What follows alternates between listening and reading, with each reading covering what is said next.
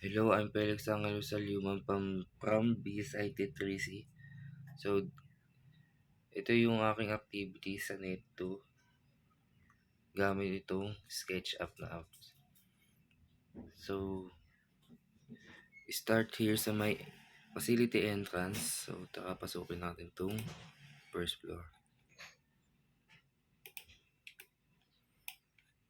So, dito sa first floor, makikita natin yung equipment room. And nandito yung server rack at yung telecommunication closet. At dito meron tayong switch at yung ating backbone cabling papunta sa second floor, which is nandun yung ating working area. So tingnan natin. So ito yung aking working area.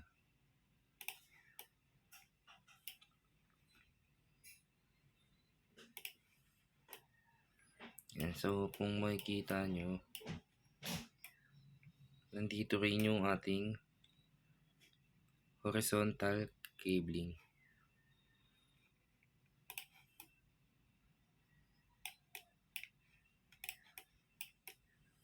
Yan. Itong horizontal cabling natin papunta ulit dito sa ating closet at papunta sa may backbone cabling. So ayan.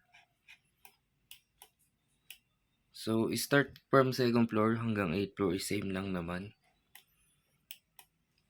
At dito pala sa gilid is naglagay na ako ng elevator. So ayan. Ito yung gawa ko sa SketchUp.